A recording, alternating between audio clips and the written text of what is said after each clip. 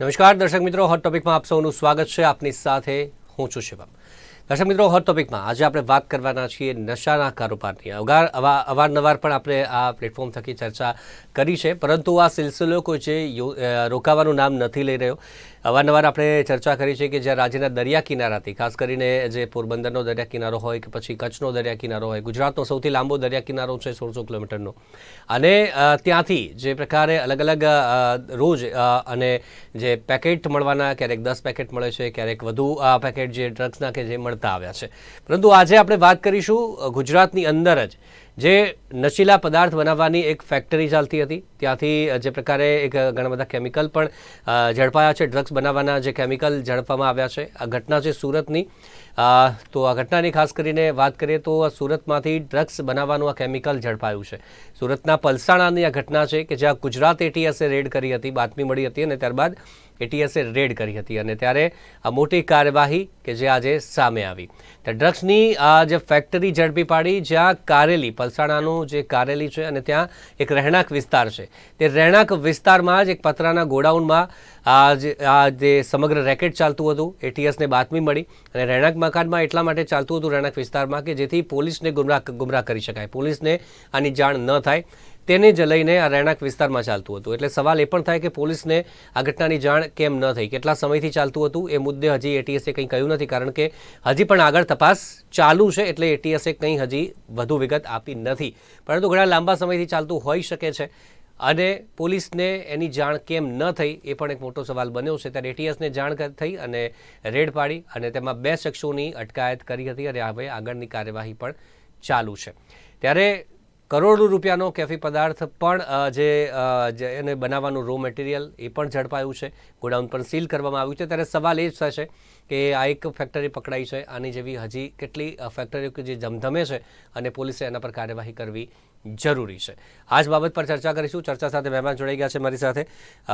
સાગરભાઈ બ્રહ્મભટ્ટ આપણી સાથે જોડાયા છે, એન્ટી ડ્રગ્સ એક્ટિવિસ્ટ. ત્યારબાદ જયેશભાઈ ગુર્જર આપણી સાથે છે, સામાજિક કાર્યકર, સુરતથી આપણી સાથે જોડાયા છે, અને આરસી પટેલ સાહેબ, નિવૃત્ત પોલીસ અધિકારી. આરસી પટેલ સાહેબ, આપનું પણ સ્વાગત છે, ત્રણેયનું સ્વાગત છે. સૌથી પહેલાં તો જયેશભાઈ, આપણાથી શરૂઆત કરીએ. સુરતના પલસાણામાં આ જે ફેક્ટરી ઝડપાઈ છે, સૌથી પહેલાં તો દરિયા કિનારાની ચર્ચા આપણે કરી છે કે ત્યાંથી ઝડપાયું છે, વિદેશથી આવે છે, ત્યાંથી આપણે વાત કરી, પરંતુ અંદર જ હવે ફેક્ટરીઓ હવે ધમધમવા લાગી છે. કોનો છૂટો દોર, કેવી રીતે છૂટો દોર આ મળી ગયો છે? રહેણાંક મકાનમાં ચાલતું હતું, પરંતુ કોઈને જાણ પણ ન થઈ કે ત્યાં ડ્રગ્સ બનાવવામાં આવી રહ્યું છે. નમસ્કાર. હવે સૌ પ્રથમ આના અંદર સૌથી મોટી જે ભૂમિકા હોય છે એ સ્થાનિક પોલીસની જ હોય છે. દર વખતે જ્યારે પણ હું આ ડિબેટમાં બેસું છું ત્યારે પોતાનો એક દાખલો હું આપતો હોઉં છું. સેમ મારો જ દાખલો હું અત્યારે આપના ન્યૂઝ ચેનલના માધ્યમથી હું આપું છું. આપને અમારા આંખના નીચે જે કાળા કાળા ધબ્બા દેખાતા હોય, આજથી 1 મહિના પહેલા મેં અમારા સુરતના અડાજણ વિસ્તારના અંદર દિવસમાં ગવર્મેન્ટના જે આવાસ હોય છે એના અંદર જનતા રેડ કરી હતી ફેસબુક લાઈવ દ્વારા. ત્યાં બુટલેગરો દ્વારા મને અડાજણ પોલીસ સ્ટેશનના પીઆઈ દ્વારા હુમલો કરાવડાવવામાં આવ્યો હતો, જીવલેણ. સાથે સાથે એ જ જગ્યા પરથી મારા પર લૂંટનો ગુનો દાખલ કરી દેવામાં આવ્યો, જે વસ્તુ ફેસબુક લાઈવ આખી દુનિયાને બતાવી રહ્યો હતો. એના પરથી આ સાબિત થાય છે કે જે સ્થાનિક પોલીસ હોય છે, સ્થાનિક પોલીસ સ્ટેશન, એના જે પીઆઈ, પછી એનાથી ઉપર એસીપી અને એનાથી ઉપર ડીસીપી, આ 3 દરજ્જાના જે કંઈ પણ અધિકારીઓ છે આજના સમયમાં એ ખૂબ જ કરપ્ટેડ થઈ ગયા છે. એ લોકોની નજર હેઠળ અગર જો આપણા જેવા નોર્મલ નાગરિકને ખબર પડતી હોય તો પોલીસના કેટલા બધા બાતમીદારો હોય છે, પોલીસના કેટલા બધા ખબરીઓ હોય છે, પોલીસના કેટલા બધા માણસો હોય છે જેને ખબર ના હોય કે આવી રીતના અમારા સ્થાનિક વિસ્તારના અંદર બધું ચાલતું હોય. અને પલસાણા, ઝોલવા ગામ, કામરેજ એ તો દારૂ, ગાંજા અને ડ્રગ્સનું હબ કહેવાય છે. સુરત શહેરના કમિશનર પહેલા જે અજર તોમર હતા એ પણ સે નો ડ્રગ્સની કેમ્પેનિંગ ચલાવતા, આપણા ગૃહમંત્રી શ્રી પણ ચલાવતા. અત્યારે જે કંઈ પણ અત્યારે સીપી છે ગેહલોત સાહેબ, એ પણ સે નો ડ્રગ્સના કેમ્પેનિંગ ચલાવે છે. અને કેમ્પેનિંગના નીચે જ સ્થાનિક પોલીસો, હું કોઈ ઉપરના અધિકારીઓની વાત નથી કરતો, એમને કદાચ ખબર ના હોય, પણ સ્થાનિક પોલીસને તો ચોક્કસ ત્યાં બધી વસ્તુનો નોલેજ હોય છે કે કેવી રીતના આ બધા નશીલા પદાર્થની ફેક્ટરી ચાલે છે, કે દારૂના ધંધા ચાલે છે. પણ પોલીસ કર્મીઓ પોતાની આંખ બંધ કરીને હાલમાં પૈસાની લોભ લાલચમાં એટલા આંધળા થઈ ગયા છે કે એમને કોઈ પણ પબ્લિકથી કંઈ લેવા દેવા નથી. ફક્ત ને ફક્ત ખાલી ને ખાલી થોડા ઘણા દેખાડા કરવા માટે ઇન્સ્ટાગ્રામ પર રીલ્સ આવી જાય છે. બાકી જેવા ધંધા ચાલે છે એવા ધંધા ખુલ્લેઆમ ચાલે છે. તમારી સામે જ હું એક દાખલો છું, જે હું 24-25 દિવસ ખોટા લૂંટના ગુનામાં જ્યાં મેં જનતા રેડ કરી હતી એના અંદર હું જેલ કાપીને આવ્યો છું. તો આવા આપણા સ્થાનિક પોલીસ સ્ટેશનના પીઆઈઓ છે, તો મને ચોક્કસથી ખ્યાલ છે કે એટીએસે જે રેડ કરી છે, જો એટીએસ ને ગુજરાતની એટીએસ ને ખબર હોય તો સ્થાનિક પોલીસને ન ખબર હોય, પીઆઈ ને ન ખબર હોય, એસીપી ડીસીપી ને ન ખબર હોય, તો આ ખૂબ હાસ્યાસ્પદ વાત કહેવાય. આપનો ફ્રેમ થોડી દૂર કરજો, આગળ આપની પાસે આવું છું. ત્યારબાદ હવે આરસી પટેલ સાહેબ, જે પ્રકારની વાત અત્યારે કરી છે, જયેશભાઈની વાત પણ આપણે સાંભળી છે, એ જ સવાલ કે આટલા સમયથી જે કેટલા સમયથી ચાલે, હજી એટીએસે જણાવ્યું નથી, કારણ કે હજી તપાસ ચાલુ છે ત્યાં, એટલે એટીએસ કંઈ જણાવવા માંગતી નથી.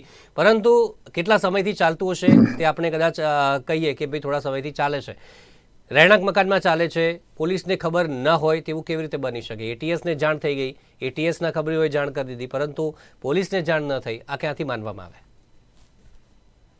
ધન્યવાદ. સૌ પ્રથમ આપની ચેનલ અને એટીએસને ધન્યવાદ આપું છું કે આવી બધી શોધી કાઢી છે.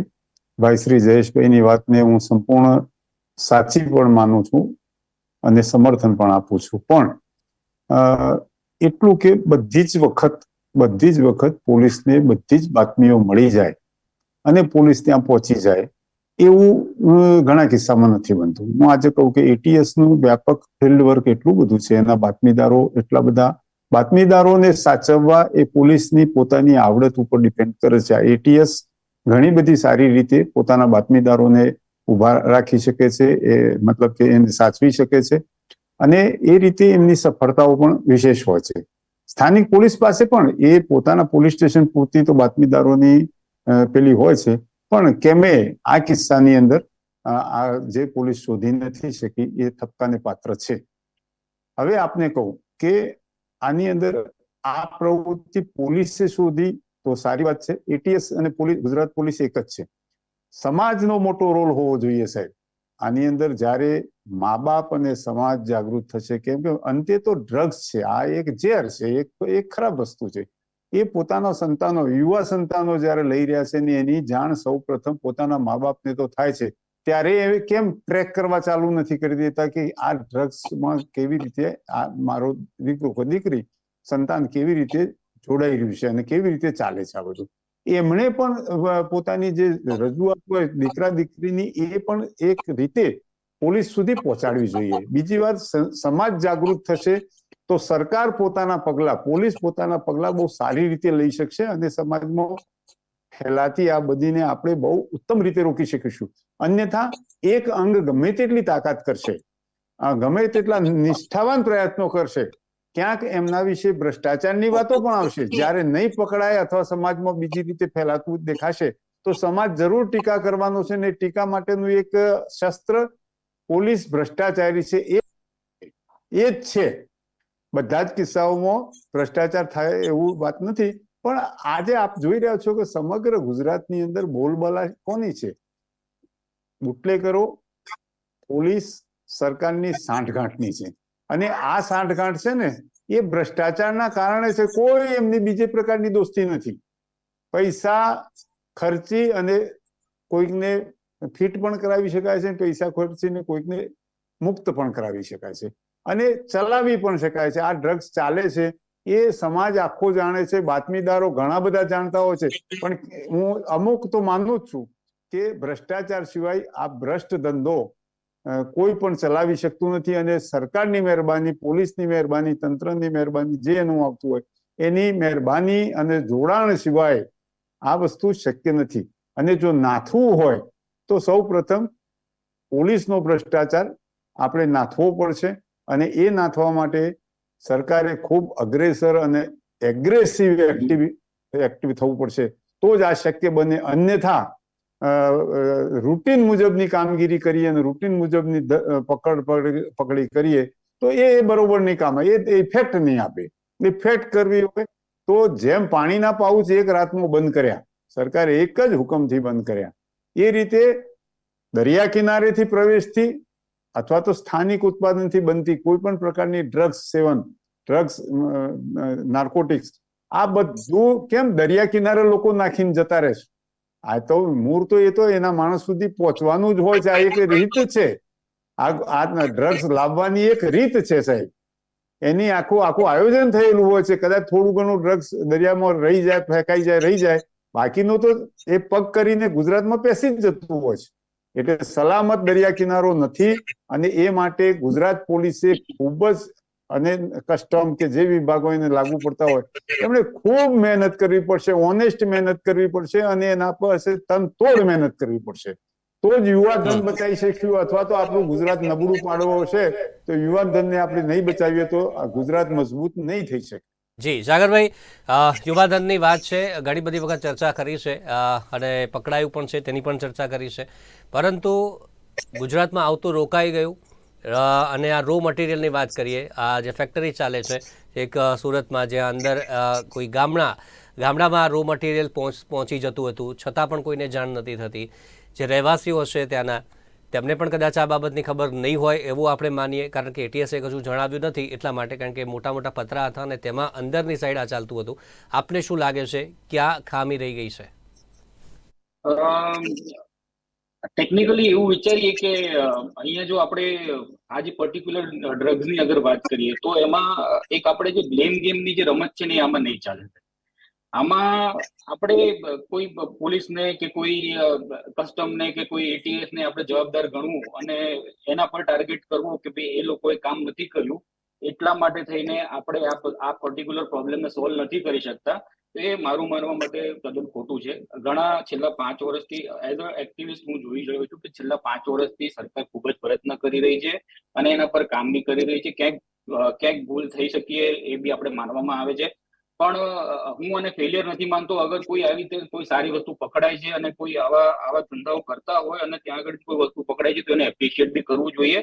અને આ એક જોઈન્ટ એફર્ટની વાત છે અહીંયા આગળ, કે સરકાર એકલી કે પોલીસ એકલી કોઈ વસ્તુ નહીં કરે. જેમ સાહેબે કીધું એ પ્રમાણે કે પેરેન્ટ્સે બી જાગૃત થવું પડશે, બીજા બધા ડિપાર્ટમેન્ટે બી જાગૃત થવું પડશે, અને ડેફિનેટલી થોડી વધારે મહેનત કરીને આ પર્ટિક્યુલર પ્રોબ્લેમને સોલ્વ કરવા માટે બ્રેઇનસ્ટોર્મિંગ કરવું પડશે. પછી એ જ રીતે જો આપણે બ્લેમ ગેમ કરતા રહીશું કે ભાઈ સરકાર કશું નથી કરતી, પોલીસ કશું નથી કરતી, આવું તો અમારા સાંભળવામાં ઘણી બધી વાર સ્કૂલ્સમાં, કોલેજીસમાં જયારે લેક્ચર સિરીઝમાં જતા હોય તો અમને સાંભળવા મળતું જ હોય છે.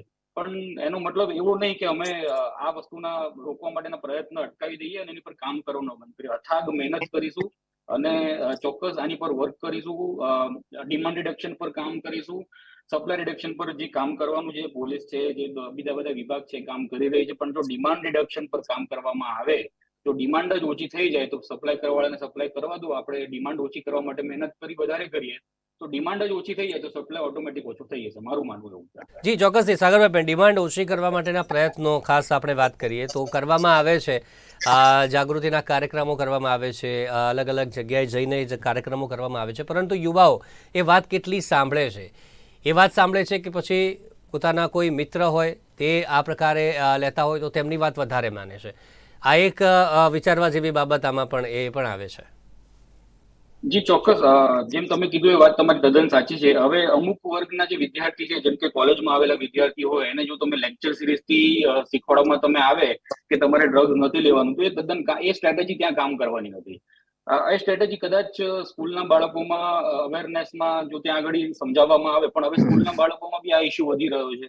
તો એક ઇફેક્ટિવ સ્ટ્રેટેજિક વર્કઆઉટ કરવું પડશે, અને ઘણા બધા સોશિયલ એક્ટિવિસ્ટ લોકો છે, ઘણા બધા એવી ટીમ્સ છે જે અવેરનેસ પર કામ કરતી હોય છે, એમની પાસે સ્ટ્રેટેજિકલી બેસીને તમારે સારા એવા પ્રોગ્રામ ડિઝાઇન કરવા પડશે. જે અને બીજું સૌથી મોટું માધ્યમ છે એજ્યુકેશન. જે એજ્યુકેશન એનું અવેરનેસ બહુ જ જરૂરી છે.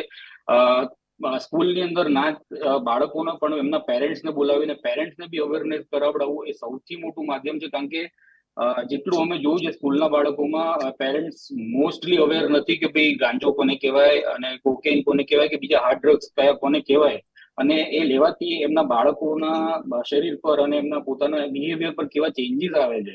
તો સાયકોલોજીસ્ટ છે, સાયકાટ્રિસ્ટ છે, ડિપાર્ટમેન્ટ છે, સોશિયલ વર્કર્સ છે, ઇવન મીડિયા છે, આ બધાએ ભેગા થઈને જોઈન્ટ એફર્ટ્સ કરીશું તો ડિમાન્ડ પર ડેફિનેટલી વર્કઆઉટ થશે. અને આ એક જ માધ્યમ છે. બાકી આપણે આવનારા સેશનોમાં બી ચર્ચા કરતા રહીશું અને આવી જ રીતે ડ્રગ્સ પકડાતું રહેશે અને આવી જ રીતે આપણે વાત કરતા રહીશું. જયેશભાઈ, આ રહેણાંક વિસ્તારની આપણે વાત કરીએ તો ત્યાં કદાચ ઘણા એડિક્ટ પણ હશે, જેમને ખબર હશે અને તેમને સરળતાથી ત્યાંથી મળી જતું હશે, એટલે પણ આ વાત બહાર નહીં આવી હોય. આ પ્રકારની શક્યતાઓ છે જે આપણે કહી રહ્યા છીએ કે કદાચ ખબર પણ હોય ઘણા બધાને, પરંતુ એ એડિક્ટ હોઈ શકે છે અને તેમને મળી જતું હોય, જે પ્રકારે મેં વાત કરી. આ પણ એક સંભાવના હોઈ શકે છે અને આવું એક વિસ્તારમાં નહીં, ઘણા બધા વિસ્તારમાં પણ આવું હોઈ શકે છે. આપની વાત બિલકુલ સાચી છે ભાઈ, કે રહેઠાણ વિસ્તારમાં હોય એનો મતલબ છે કે ત્યાંના જે પણ રહેવાસી હોય એમને ચોક્કસથી આ બધી વસ્તુ ખબર જ હોય. પણ એવામાં બે પ્રકારના લોકો નહીં, 3 પ્રકારના લોકો હોય છે. પહેલા પ્રકારના લોકો એ છે કે જે લોકો ડ્રગ્સના આદી છે, જે લોકોને ડ્રગ્સ જોઈએ છે, એટલે એ લોકોને કોઈ તકલીફ નથી. બીજા એવા છે કે જે લોકોને તકલીફ છે, જેમના ઘરમાં તકલીફ પડી રહેલી છે, જેમને આનાથી તકલીફ છે પણ એ લોકોને લડવું નથી. ત્રીજી વસ્તુ પ્રકારના લોકો એવા છે કે જે લોકોને લડવું છે પણ એને આ સિસ્ટમ દબાઈ નાખે છે ખોટા કેસોમાં, કે આટલા મોટા જયારે કોઈ ડ્રગ્સનો ધંધો કરતો હોય તો એ લોકોને કોઈ પણ પ્રકારનું જીવથી જોખમ હોય એ લોકોને. એટલે રહેવાસીઓ તો ચોક્કસથી ખબર હોય છે, પણ આવા 3 પ્રકારના લોકો છે કે જે લોકો, અમુક લોકો ચાહે છે કે ચાલે, અમુક લોકોને બહાર નીકળીને કઈ બોલવું નથી, અને અમુક લોકો જે બોલવા જાય છે એને દબાઈ દેવામાં આવે છે સિસ્ટમ, કે પછી આવા ડ્રગ્સ પેડલરો હોય કે પછી ડ્રગ્સની જે કઈ પણ ફેક્ટરી ચલાવે છે એવા લોકો દ્વારા. તો સૌ પ્રથમ તો આના અંદર જનતાએ જ જાગૃત થવું પડશે. ડ્રગ્સનો વેચાણ કરવા વાળા, એને સમર્થન આપવા વાળા હશે, પણ એની સામે 10,000 લોકો એવા છે કે જે લોકો જયારે ભેગા થઈ જશે તો આવા લોકોને સબક શીખવાડી શકે છે. આજના એક સમય એવો હતો કે જયારે અમે નાના હતા ત્યારે આ ગાંજો, ડ્રગ્સ તો અમને ખબર પણ ન પડતી હતી. આજે નાના નાના છોકરાઓ છે, 10-10, 15-15 વર્ષના છોકરાઓ છે, જેમના એરિયાના અંદર ખુલ્લેઆમ પાનના ગલ્લાઓ છે. જ્યારે પાનના ગલ્લા પર લોકો રાતે બેઠકો કરવા જાય છે, તો પાનના ગલ્લાઓ પર ખુલ્લેઆમ એના રોલ મળે છે, જેમાં ગાંજો ભરીને પીતા હોય છે. ગાંજાની પડીકીઓ મળે છે 50-50 રૂપિયામાં. અને મા બાપ એમના છોકરાઓને આવા સંસ્કાર નથી આપતા કે તમારે આ બધી વસ્તુઓથી દૂર રહેવાનું છે. અને જેવી સંગત એવી રંગત, છોકરાઓ ખોટી સંગતોમાં પણ પડી જાય છે. એટલા માટે આ વસ્તુને કંટ્રોલ કરવું આજકાલ ખૂબ અઘરું થઈ ગયું છે. આપણે જયારે સ્ટેન્ડી લઈને બહાર નીકળી જઈએ છીએ, જયારે આપણે આવા કેમ્પેનિંગો ચલાવીએ છીએ, એવા કેમ્પેનિંગોથી આના અંદર કંઈ જ નથી થવાનું. પહેલા તો જનતાએ જાગૃત થવું પડશે, અને સૌ પ્રથમ જે પણ છોકરાઓ છે એમના મા બાપે જાગૃત થવું પડશે કે તમે આ વસ્તુઓથી દૂર રહો. કેમ, અમે લોકો જે સ્કૂલમાં ભણેલા છે ત્યાં તો અમને આવું કોઈ જ્ઞાન ન આપવામાં આવતું હતું, તે છતાં પણ અમે દૂર છીએ, કેમ કે એવા મા બાપના સંસ્કારો હતા. અમે જોયું હતું કે આ બધી વસ્તુમાં અગર અમે પડીશું તો અમારું જ નુકસાન છે. તો સૌ પ્રથમ મા બાપે જાગૃત થવાનું છે, અને પછી પબ્લિકે જાગૃત થવાનું છે કે અમારા વિસ્તારોમાં આ બધી વસ્તુ ન ચાલવી જોઈએ. જો અગર પબ્લિક જાગૃત થાય છે તો ડ્રગ્સ પેડલરો હોય કે એની ફેક્ટરી ચલાવવાવાળા હોય કે સિસ્ટમમાં રહેલા ભ્રષ્ટ અધિકારીઓ હોય, કોઈ પણ એમની પોતાની મનમાની ચલાવી શકશે નહીં. જી, હર્ષ પટેલ સાહેબ, હમણાં જે આપણે વાત કરીએ ગાલ કે પરમ દિવસ રાતની પણ ઘટના, એક યુવતીના એક્સિડન્ટની કદાચ યાદ હોય, અમદાવાદની આવી હતી. સરખેજ પોલીસ સ્ટેશનમાં ગઈ અને એણે જણાવ્યું, પરંતુ સામે એક જે મોટો વકીલ કદાચ હતો અને તેણે આરોપ લગાવ્યો છે યુવતીએ કે મારી ફરિયાદ ન લીધી, 4 કલાક સુધી મને બેસી રાખી, પણ જે આરોપી હતો એને એસીમાં પૂરતી જે પ્રકારે તેને બેસાડવામાં આવ્યા, પરંતુ મારી ફરિયાદ ન લેવામાં આવી. આ એક આક્ષેપ કર્યો છે, પોલીસ પર આક્ષેપ કર્યો છે. હવે આ ઘટનાની વાત કરીએ. આ ઘટનામાં જ્યારે કોઈ ફરિયાદ કરવા જાય છે પોલીસ પાસે, સ્થાનિક પોલીસ પાસે, તો એની ફરિયાદ લે છે પોલીસ કે પછી આ જ રીતે તેને દબાવી દેવામાં આવે છે? આવી ઘણી બધી ઘટનાઓ બનતી હશે, આપનું શું માનવું છે? શિવમભાઈ, તમે જ બધી સ્પષ્ટતા કરી દીધી, અને તમે, હું અને જયેશભાઈ અને સાગરભાઈ બધા જ જાણીએ છીએ કે પોલીસ ફરિયાદીની સાચી ફરિયાદ નોંધવામાં કેવા ઠાગા ઠૈયા કરે છે. અને એમાં પણ તમને કહું કે અત્યારે જે એક પોલીસ ડિપાર્ટમેન્ટ તરફથી જનતાને અનુકૂળ નથી એવી રીતે ફરિયાદ નોંધવાની પદ્ધતિ બનાવી છે કે કોઈ પણ ફરિયાદને મોટાભાગે પહેલા જાય એટલે અરજી લેવાની, અરજીની તપાસ કરવાની, ઉપર એસીપી ડીસીપીની મંજૂરી લેવાની, તપાસની મંજૂરી મળ્યા પછી તપાસ કરવાની, તપાસ કર્યા પછી ગુનો બનતો છે કે નથી બનતો એ બાબતનો પાછો રિપોર્ટ લઈને એસીપી ડીસીપી પાસે જવાનું, અને ત્યાંથી હા પાડવામાં આવે, મંજૂરી આપવામાં આવે, ત્યારે ફરિયાદ દાખલ કરવાની. એની અંદર હું નથી માનતો કે 5 થી 10% વધારે ફરિયાદો થતી હોય. માણસને તો પ્રોમ્પ્ટ એક્શનની જરૂર છે. જાય અને એની ફરિયાદ નોંધાય અને આરોપી વિરુદ્ધમાં કાર્યવાહી થાય તો ફરિયાદીને સંતોષ થાય. આટલી લાંબી 1-2 મહિનાની પ્રોસિજર એક ફરિયાદ કરવામાં જો સરકારે અખત્યાર કરી છે, એનું સરકાર જ જાણે કેમ કરી છે, પણ એ જનતાને અનુકૂળ નથી, ફરિયાદીઓને અનુકૂળ નથી, એટલું હું ચોક્કસ કહીશ. આ પદ્ધતિ કાયદો નથી કહેતો. કાયદો તો એમ કે છે કે મૌખિક લેખિત કોઈ પણ ફરિયાદ આવે તો પોલીસે તુરંત એને નોંધી લેવી ને નોંધ્યા પછી એના ઉપર કાર્યવાહી કરવી ને કાર્યવાહીના અંતે જો ગુનો બનતો હોય તો ધરપકડ કરવી ને ના બનતો હોય તો એનો સમરી રિપોર્ટ કરી દેવો. આ સરળમાં સરળ પદ્ધતિ છે. હવે એ પદ્ધતિમાં પોલીસે ઠાગાઠૈયાના ફળ સ્વરૂપે તમે જુઓ કે અરજી કેમ લેવી પડે સાહેબ? અરજી લેવી એવી કાયદામાં ક્યાંય જોગવાઈ જ નથી. હું આપને કહું, દરેક કામ અરજી હેઠળ લઈ જઈ વિલંબિત કરવામાં આવે છે, પછી ભાવતાલ કરવામાં આવે છે, તોડપાણી કરવામાં આવે છે, નક્કી કરવામાં. એ સમયગાળો જે છે ને ફરિયાદ નોંધાય ત્યાં સુધીમાં કેટલાય પાણી વહી ગયા હોય છે. હું આ બહુ સ્પષ્ટ, મને દુઃખ છે કે અરજી પદ્ધતિ ઉપર આટલો બધો ભાર આપવો, એની મંજૂરીઓ લેવી, પેલી અરજી તપાસની મંજૂરી લેવી. વિચાર તો કરો, અરજી તપાસની શાની મંજૂરી? તમારી પાસે જે ફરિયાદ આવે લિખિતમાં તમે ફરિયાદ નોંધી લો, ડિસ્પોઝલ કરવાનું, એનું સાચું ડિસ્પોઝલ કરવાનું તમારા હાથમાં છે, કાયદો તમારી પાસે છે, તો તમે શા માટે ફરિયાદ નથી લેતા? અને ઠાગાઠૈયા થાય છે એ વાતને હું તમારી વાતને સમર્થન આપું છું. એમાં પણ નાર્કોટિક્સ ટાઈપની જો ફરિયાદો જાય તો ખરેખર તો એ લોકોએ બહુ વિચારણા કરવી હોય છે, કેમ ખબર નહીં, પણ વિચારણાના અંતે ફરિયાદો થાય છે, એને બહુ સહકાર નથી મળતો. ફરિયાદી અથવા બાતમી, બીજો શબ્દ, આ પ્રકારની માહિતી આપવા વાળા બાતમીદારો હોય છે, કોઈ દારો ફરિયાદી નથી હોતા નાર્કોટિક્સના. અને એ બાતમીદારો એને કે પેરોલ જેવા હોય છે, મોટા ભાગના બાતમીદારો પેરોલ જેવા હોય છે, જેમાં એમનું પણ ઘર ચાલે અને સરકારને પણ કામગીરી મળે, પોલીસને પણ કામગીરી.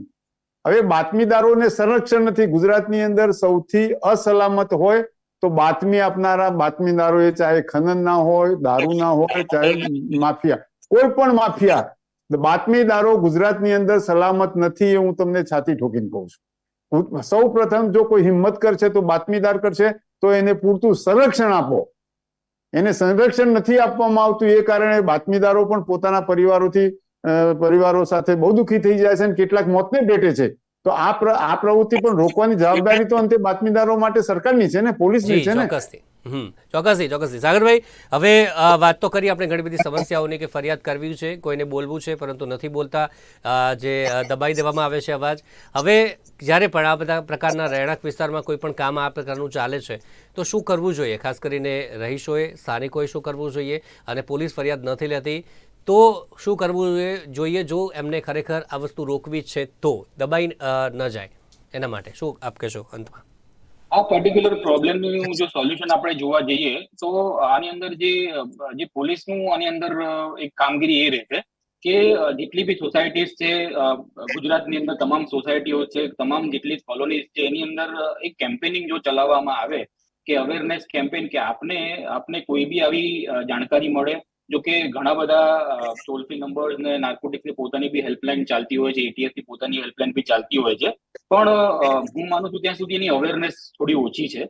અવેરનેસ જો એની ફેલાવવામાં આવે, કારણ કે ઘણા બધી વખતે જેમ સાહેબે કીધું પ્રમાણે જો બાતમીદારને તકલીફ થાય અને બાતમીદાર ડરતો હોય તો થોડું એ ઇનજસ્ટિસ છે. કારણ કે જે માણસ બાતમી આપે છે, ઘણી વખતે અમે લોકો એવા લોકો બી બાતમીદાર જોયેલા છે કે જેનું હિડન મોટિવ કોઈ નથી, બસ એનું મોટિવેશન એક જ છે કે ભાઈ આ પર્ટિક્યુલર પ્રોબ્લેમને સોલ્વ થાય, આ પર્ટિક્યુલર પ્રોબ્લેમ તમે ગમે તેમ કરીને અમારા એરિયામાંથી કાઢો અને અમારી જગ્યામાંથી કાઢો. તો આવા બી બાતમીદાર હોય છે. એવું જરૂર નથી કે દરેક બાતમીદાર પોલીસ પૈસા માટે જ એટલે કોઈની પાસે પોલીસ પાસે જતો. ના, હું દરેક માટે નથી કહેતો, દરેક માટે નથી કહેતો. ઇન જનરલ વાત કરું છું સર, ઇન જનરલ.